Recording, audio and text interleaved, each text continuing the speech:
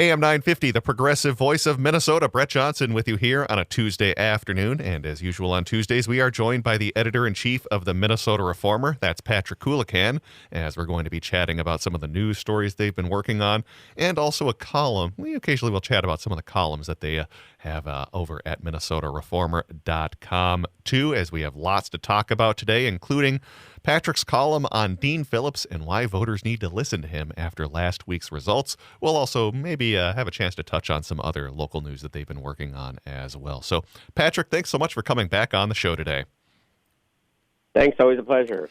Absolutely. So let's start off talking about your column titled New Hampshire Voters Listened to Dean Phillips. He should listen to them. Now, last week in New Hampshire, Dean Phillips managed to get just 20% of the vote, actually just shy of 20% of the vote, despite the fact that he was running against Joe Biden, who wasn't even on the ballot. Biden won by being a write-in candidate. Now, you wrote last year, Patrick, about how I think we even talked about this too during one of our interviews, how we kind of had some sympathy for Dean Phillips and his thoughts on Joe Biden and how he seemed genuinely concerned about the candidacy of Joe Biden. But I think part of your column really kind of hit the nail on the head when you talked about how we should really pay attention to who Dean Phillips keeps in his company. And as we've seen, there's been some GOP operatives like Steve Schmidt and the anti-DEI guy like Bill Ackman who have been kind of involved in the Phillips campaign, and that probably didn't help as well.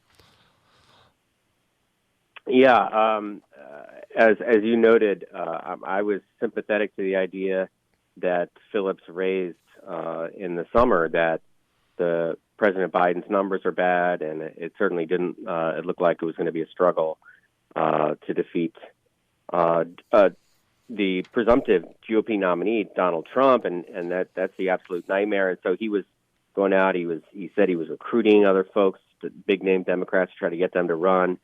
And I kind of thought, well, it's probably a good thing that somebody is raising the red flag here. But then when he decided to get in the race, I thought that some of his comments were really out of bounds.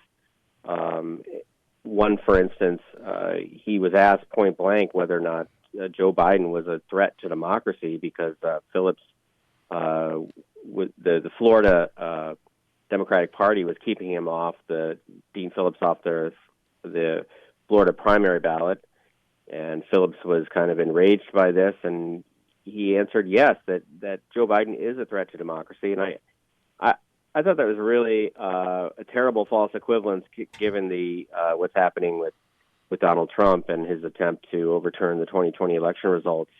I mean, what happened in Florida is that Dean Phillips, he didn't actually announce he was running until late in the game, and Florida Democrats are supportive of the president.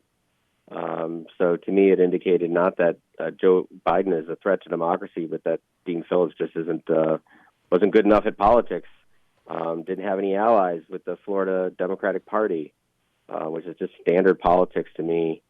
And so he also, I think the idea here was that in his campaign told this to reporters, if they were to get 42% in New Hampshire, that's the total that Eugene McCarthy received in 1968 and toppled LBJ, then that was the goal. He didn't even get half of that, and he was running against a write-in candidate. I've actually been to New Hampshire for presidential primaries a couple times, and I watched sort of the energy that surrounded John McCain's campaign in 2000, as well as both the Obama and Hillary Clinton campaigns in 2008. And I can tell you that when a candidate really catches fire in New Hampshire, there's a tangible sense to it. You can really feel the energy. And I wasn't out there this time, but I don't think there's any question that that's not really the reception that Phillips received. If he had really had an energetic showing there, he would have done better than 20%.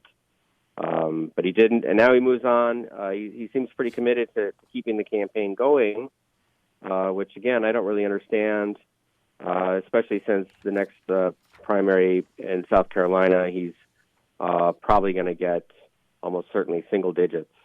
And so you really have to start wondering what is the rationale for the campaign. And what is the message of the campaign, too? Because even going back and responding to what you talked about when Dean Phillips said, well, Joe Biden is a threat to democracy because I wasn't allowed on the Florida ballot.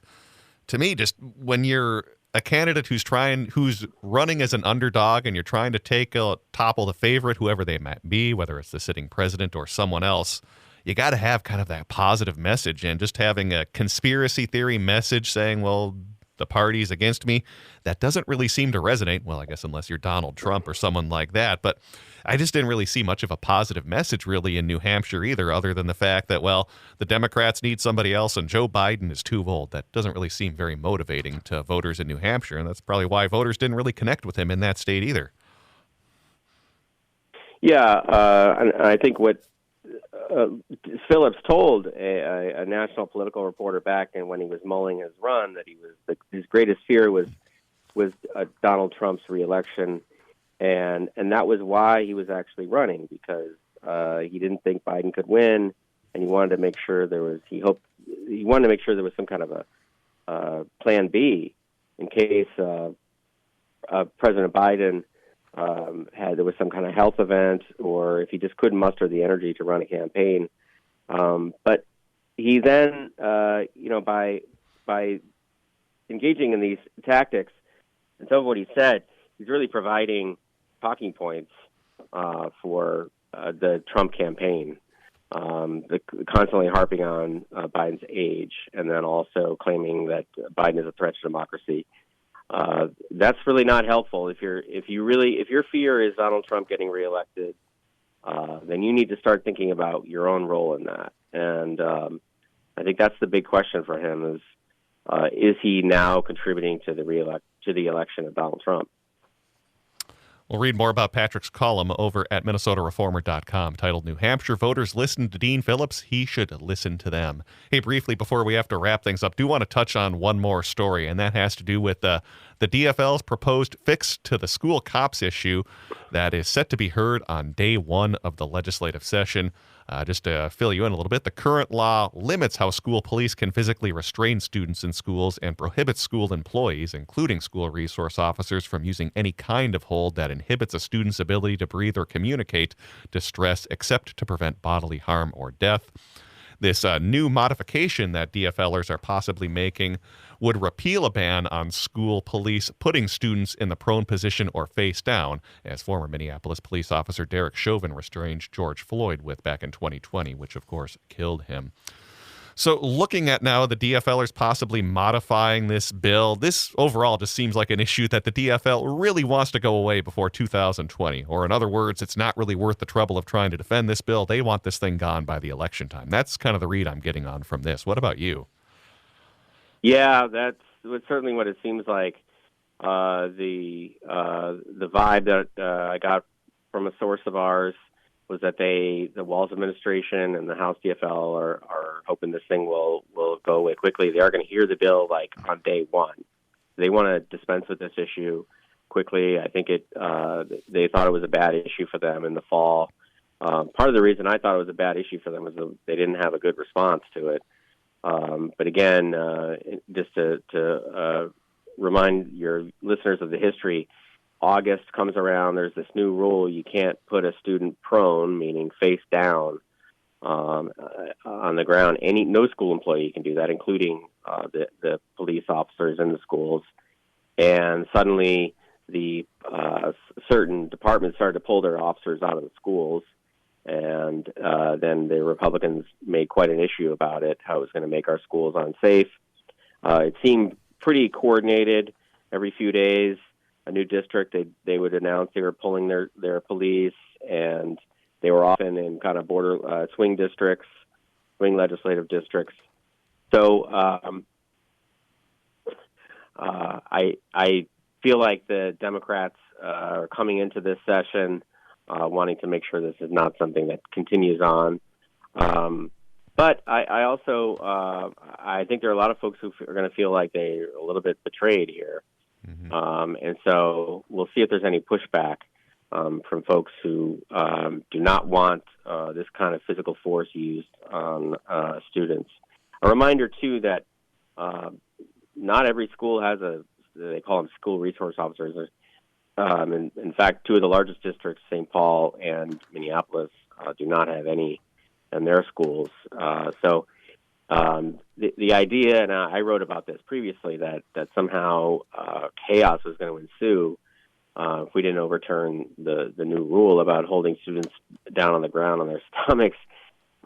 It really didn't. I was deeply skeptical, and so I think Democrats could hold their ground on this, but I suspect they're not gonna. Yeah, that's what I was going to ask as my next question. Could they be too concerned about this issue? Because I think I even saw, maybe even you guys wrote about this too, how many schools even use school resource officers that eventually pulled them out last year? Because if I remember, I mean, there were a few districts that did end up pulling the cops out of schools, but not many overall. So perhaps this was a little overblown, but then again, kind of perception is everything, and I can still see why they don't want this issue hanging over their heads coming up in the fall of 2024 election. Yeah, I mean, the reality is in these suburban districts, police are still popular figures, and these are very involved parents often, and they're really concerned about safety of their children, as well they should be, and it certainly drives a lot of interest in like gun control because they're afraid of school shootings, and so I think that for a lot of these swing districts, again, it's not a great issue for Democrats, and so they're trying to just be done with it. And it's certainly going to disappoint some folks, and I think there will be some conflict on this issue, but we'll see how it plays out. And session starts February 12th. And final question for you on this. What are the police thinking about, I mean, the police in general, at least some of the lobbyists for them, at least, what are they thinking about this proposed DFL fix to the bill? Have police seemed generally open? Are they skeptical? Or what are their overall thoughts on this proposed fix from DFLers? Yeah, I mean, they're not totally satisfied, which is probably, but, it might be just smart politics to just say that. Because the negotiation is ongoing, so you don't want to say like, "Oh, we love this bill, let's pass it," because that would engender a lot of mistrust. So they like the repeal of the prone restraint, but there's other aspects of this bill that would create kind of a model school policy, and they want to make sure that their folks are the ones who are crafting that policy. And because the reality is that policy could end up banning the restraints again, or they could wind up codifying the right to use the restraints. So we'll have to see how it plays out. They're saying right now that they're not really high on the bill, as are the opponents of this type of restraint. So we'll see if they can cobble together enough votes here. If you want more details on this bill, which DFLers say they are going to introduce on day one, this fix to the school cops bill, introduced day one. Read more about it over at minnesotareformer.com. And again, make sure you check them out for all the latest in Minnesota news and politics, minnesotareformer.com. We have been speaking with Patrick Coolican, who is the editor-in-chief of the Minnesota Reformer, who joins us on Tuesdays. Patrick, as always, thanks for coming on the show today. Always a pleasure.